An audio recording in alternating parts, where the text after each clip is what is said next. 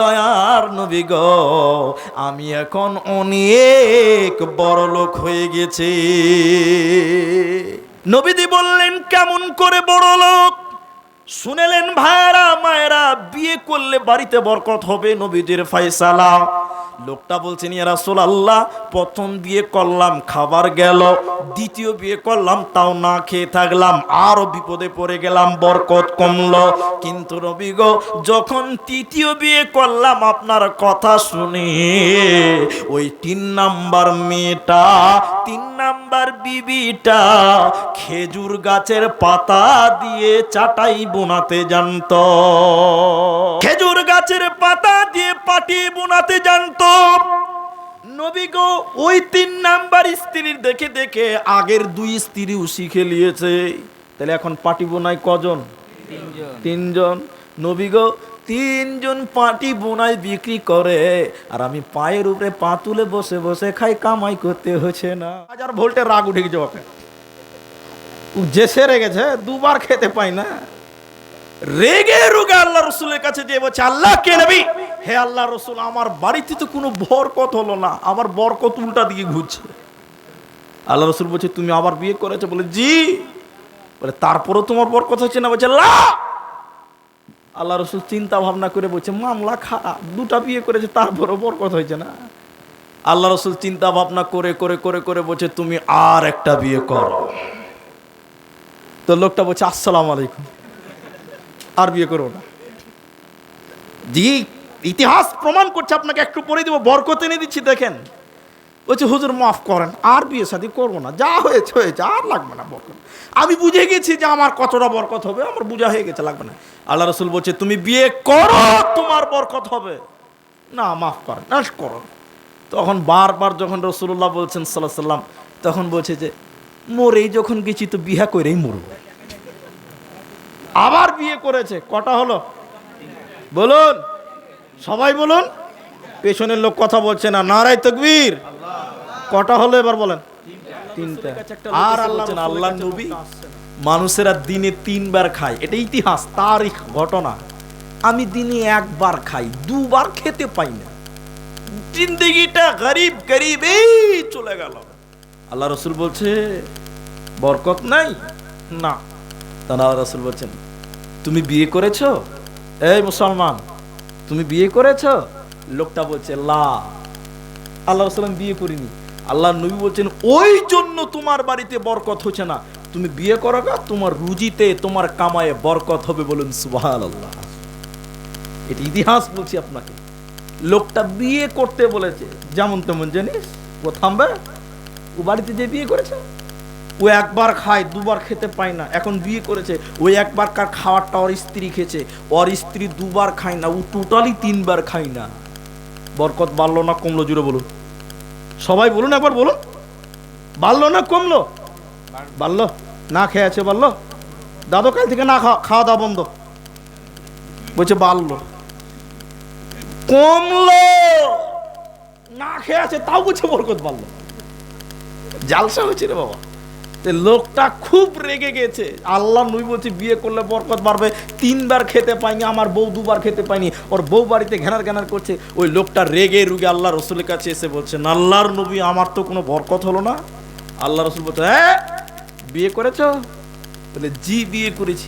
তারপরেও বরকত হচ্ছে? বলছে না, আমি 2 বার 3 বার খাইনি, আমার স্ত্রী 2 বার না খেয়ে আছে, আমাদের বরকত আরো উল্টা কমে গেল, আমার বরকত হলো না। রাসূলুল্লাহ বলছে, চিন্তা ভাবনা করে বলছে, বিয়ে করার পরও বরকত হলো না? বলে না। আল্লাহ নবী তখন তাকে বলছে, ঠিক আছে বরকত হবে, তুমি আর একটা বিয়ে করো। করবে? করবে? হ্যাঁ, দাদু এখনো মাথা হিলাইছে, বলে চান্স পেলে তো আরেকবার করা যাবে। হ্যাঁ, লাও বাবা, যাক আলহামদুলিল্লাহ। ও লাইট না জ্বললেও চলবে। জি শোনেন, আমার দিকে তাকান। তো এবার আল্লাহ রসুল বলছে, তো আবার বিয়ে করো। তো বলছে যে, আল্লাহ নবী, 1 বিয়ে করে তো খাওয়ার বন্ধ হয়ে গেছে, স্ত্রী না খায় 2 বার, আমি না খাই 3 বার, আর বিয়ে শাদী করবো না, আল্লাহ রসুল মাফ করে দেন। আরে বরকত হবে, তুমি বিয়ে করো। না হুজুর মাফ করে দেন। আরে করো না, বরকত হবে। তো বলছে ঠিক আছে, আপনি যখন বলছেন তো আরেকবার বিয়ে করেই দেখি। জি, আপনি যখন বলছেন তো বিয়ে আরেকটা করেই দেখি। রাসূলুল্লাহর কথা শুনে লোকটা দ্বিতীয়বার আবার বিয়ে করেছে। কটা বউ হলো? সবাই বলুন কটা হলো? দুটো হয়ে গেল। এবার দুই স্ত্রী খেতে পায় না, ও না খেয়ে থাকে। এবার আরেকবার বলুন, বরকত বাড়লো না কমলো? হ্যাঁ, ওর রাগ কম উঠবে না বেশি উঠবে? ওরে সর্বনাশ, বরকত না খেলে ঘন ঘন বিয়ে করলে হবে? তখন কালকে ফের বিচার ডাকবে যে আসামের বক্তাকে ডাক, বিয়ে করতে বলে গেছে। 11,000 ভোল্টের রাগ উঠে গেছে ওকে, যে সেরে গেছে, দুবার খেতে পাই না। রেগে রুগে আল্লাহ রসুলের কাছে যে বলছে, আল্লাহ কে নবী, হে আল্লাহ রসুল, আমার বাড়িতে তো কোনো বরকত হলো না, আমার বরকত উল্টা দিকে ঘুরছে। আল্লাহ রসুল বলছে, তুমি আবার বিয়ে করেছো? বলে জি। বলে তারপরও তোমার বরকত হচ্ছে না? বলছে না। আল্লাহ রসুল চিন্তা ভাবনা করে বলছে, মামলা খারাপ, দুটা বিয়ে করেছে তারপরও বরকত হয়েছে না। আল্লাহ রসুল চিন্তা ভাবনা করে করে করে করে বলছে, তুমি আর একটা বিয়ে করো। তো লোকটা বলছে, আসসালামু আলাইকুম, আর বিয়ে করো না। জি, ইতিহাস প্রমাণ করছে, আপনাকে একটু পরে দিব, বরকত এনে দিচ্ছি দেখেন। বলছে হুজুর মাফ করেন, আর বিয়ে শাদী করবো না, যা হয়েছে হয়েছে, আর লাগবে না বরকত। আমি বুঝে গেছি যে আমার কতটা বরকত হবে, আমার বুঝা হয়ে গেছে, লাগবে না। আল্লাহ রসুল বলছে, তুমি বিয়ে করো, তোমার বরকত হবে না, মাফ করেন, না করো। তখন বারবার যখন রসুল্লাহ বলছেন সাল্লাল্লাহু আলাইহি সাল্লাম, তখন বলছে যে মরেই যখন গেছি তো বিয়ে করেই মরবো। আবার বিয়ে করেছে। কটা হলো বলুন? সবাই বলুন। পেছনের লোক কথা বলছে না, নারায়ে তাকবীর। কটা হলো এবার বলেন? তিনটা। আর আল্লাহ রসুলের কাছে লোকটা আসছে না, আর আসছে না। অনেকদিন পর নবীর সঙ্গে দেখা হয়েছে। আল্লাহ নবী বললেন, কি ব্যাপার, দুদিন পর পর রেগে রুগে তুমি চলে আসছিলা আমার কাছে, হঠাৎ করে নাই হয়ে গেলা, কি ব্যাপার? লোকটা বলছে, ইয়া রাসূলুল্লাহ, দয়ার নবী গো, আমি এখন অনেক বড় লোক হয়ে গেছি। সুবহানাল্লাহ কি কালকে বলবেন? সুবহানাল্লাহ। নবীজি বললেন, কেমন করে বড় লোক? শুনেলেন ভাইরা মায়েরা, বিয়ে করলে বাড়িতে বরকত হবে, নবীজির ফয়সালা। লোকটা বলছেন, ইয়া রাসূলুল্লাহ, প্রথম বিয়ে করলাম, খাবার গেল, দ্বিতীয় বিয়ে করলাম, তাও না খেয়ে থাকলাম, আরো বিপদে পড়ে গেলাম, বরকত কমলো। কিন্তু নবী গো, যখন তৃতীয় বিয়ে করলাম আপনার কথা শুনে, ওই 3 নাম্বার মেয়েটা, 3 নাম্বার বিবিটা খেজুর গাছের পাতা দিয়ে চাটাই বোনাতে জানতো। চাটাই বুঝেন তো আপনারা? কি পাটি? পাটি, পাটি। খেজুর গাছের পাতা দিয়ে পাটি বোনাতে জানতো। নবী গো, ওই 3 নাম্বার স্ত্রীর দেখে দেখে আগের 2 স্ত্রীও শিখে নিয়েছে। তাহলে এখন পাটি বোনায় কজন? 3 জন। নবী গো, 3 জন পাটি বোনাই বিক্রি করে, আর আমি পায়ের উপরে পা তুলে বসে বসে খাই, কামাই করতে হচ্ছে না। বলেন বরকত বাড়লো না কমলো? সবাই বলো। তাহলে যার বরকত না খেলে ঘন ঘন বিয়ে করলে হবে? তখন কালকে ফের বিচার ডাকবে যে আসামের বক্তাকে ডাক, বিয়ে করতে বলে গেছে। তো 12 বিজি যাবে বক্তা। জি না, বিয়ে করলে বরকত হবে। বলুন হবে কি হবে না? ইনশাআল্লাহ বলুন ইনশাআল্লাহ। তাহলে আল্লাহর বিধি বিধানকে পৃথিবীতে কায়েম করলে মুসলিম হিসাবে, আল্লাহর বান্দা হিসাবে রুজিতে বরকত দেবে, রুজির ব্যবস্থা হবে।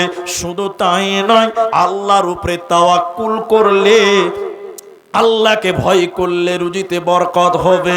3 নাম্বার, বেশি বেশি তাওবা করলে, ইস্তেগফার করলে রুজিতে বরকত হয়, কামাই বরকত হয়। আর 4 নাম্বার, বিবাহ করলে স্বামী স্ত্রী 2 জনের ভিতরে আল্লাহ বরকত দেয়, হালাল রুজির ব্যবস্থা করে দেয়। আল্লাহ বলছেন, ওমা মিন দাব্বাতিন ফিল আরদি ইল্লা আলাল্লাহি রিজকুহা, তামাম পৃথিবীতে বিচরণকারী প্রতিটি জীবের রিজিকের দায়িত্ব আমি আল্লাহর। বান্দা তুমি আমার কাছে রুজি অন্বেষণ করো। কি করতে হবে? চাইতে হবে। চাইবো কার কাছে? আল্লাহর কাছে। রিজিকের মালিক সবাই বলুন কে? বাড়িতে বসে থাকলে খাবার আসবে? কামাই করতে হবে। কি করতে হবে? কামাই করতে হবে। আল্লাহ কোরআন বলছে সূরা জুমাতে, আল্লাহ কি বলছেন? ফাইদা কুদিয়াতিস সালাতু ফান্তাশিরু ফিল আরদি। আল্লাহ বলছেন যখন তোমাদের সালাত হয়ে যাবে, নামাজ হয়ে যাবে, তো ফান্তাশিরু ফিল আরদি, তোমরা জমিনে বিচরণ করো, বেরিয়ে যাও। অবতাগু মিন ফাদলিল্লাহ, আল্লাহর হালাল রুজি অন্বেষণ করার জন্য বেরিয়ে যাও। তাহলে রুজির মালিক আল্লাহ, কিন্তু আমাকে কামাই করতে হবে। ঠিক কিনা বললাম? আল্লাহ মুখে তুলে দিবে না, আল্লাহর কাছে চাইতে হবে এবং অন্বেষণ করতে হবে। মাঠে ঘাটে আপনি কামাই করবেন তো আল্লাহ রুজিতে বরকত দেবে। আরেকবার বলুন সুবহানাল্লাহ। পঞ্চম নম্বর শুনলেন, নবীজি বলছেন রুজিতে বরকত। বরকত কি জিনিস শুনলেন আমার মায়েরা? বরকতে গুরুত্বপূর্ণ জিনিস। আল্লাহ তাবারাক ওয়া তাআলা বলেন দান সাদকা করলে আল্লাহ তাতে বরকত দেয়। আমি কালেকশন করছি না, তবে আপনাকে তরজমাটা শুনিয়ে দেই। আল্লাহ তাবারাক ওয়া তাআলা বলেন ইয়ামহাকুল্লাহুর রিবা ওয়া ইউরবিস সাদাকা। আল্লাহ বলছেন আমি সুদকে ধ্বংস করে দেই, রিবাকে ধ্বংস করে দিই, আর আমি সাদকাকে বাড়িয়ে দে। তাহলে দান সাদকা করলে আল্লাহ বৃদ্ধি করে দেয়, আর সুদের কারবারি করলে আল্লাহ বরকত কমিয়ে দেয়। মুলবি সাহেবদেরকে দাওয়াত খিলিয়েছেন, গরিব মানুষকে দাওয়াত খিলিয়েছেন, এতিমকে দাওয়াত খিলিয়েছেন, খিলাইলেও আল্লাহ বাড়িতে বরকত দেয়। সুবহানাল্লাহ বলুন। দেখবেন এই ঘটনা যদি না শুনেন তাহলে বরকত বুঝতেই পারবেন না, আপনাকে বুঝাতে পারবো না। খন্দকের যুদ্ধের ঘটনা বলছি। খান্দাকের যুদ্ধে সাহাবায়ে কেরাম মাটি খনন করছে, গর্ত করছে। ইতিহাস বলছি আপনাকে 3 দিন পর্যন্ত কেউ কেউ খেতে পায় নাই। সুবহানাল্লাহ। সাহাবায়ে কেরাম কদিন বললাম? 3 দিন পর্যন্তও খেতে পায়নি এমন সাহাবী আছে।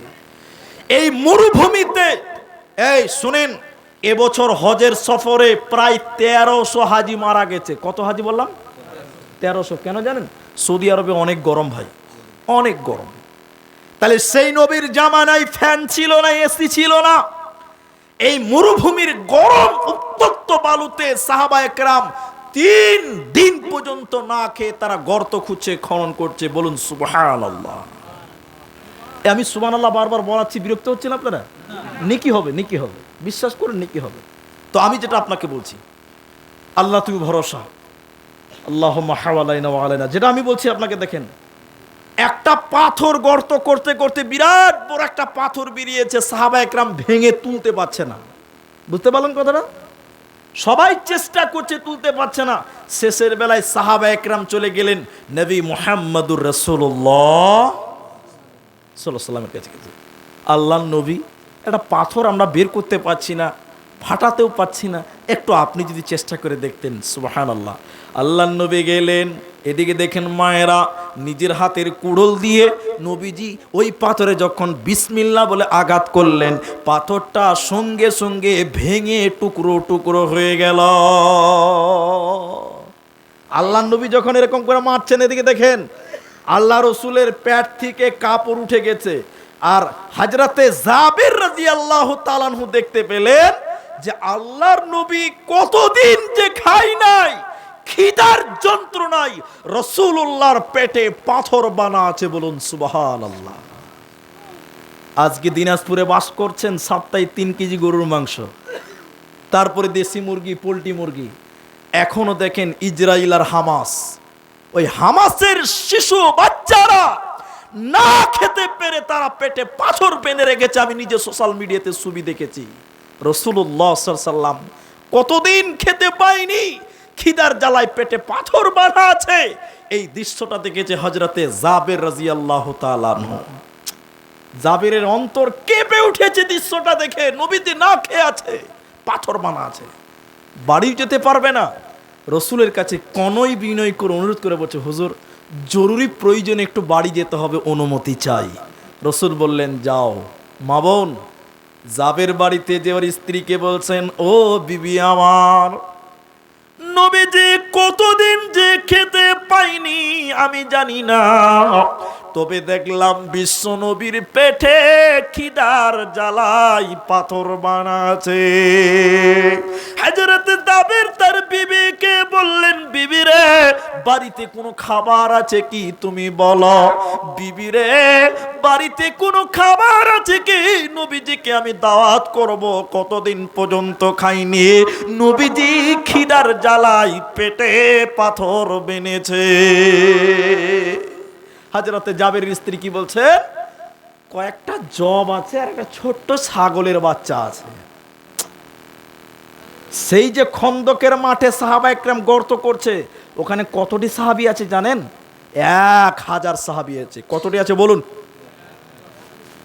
হযরতে জাবের ছাগল জবাই করে মাংস রেডি করলেন, রান্না করেনি, আর ওই আপনার জবটি বের করে দিয়ে বললেন, ঠিক আছে আমি নবীকে দাওয়াত দিব। এইদিকে দেখেন, এই কথাটা ভালো করে শুনেন, হযরতে জাবের স্ত্রী ওর জাবেরকে বলছে, দেখো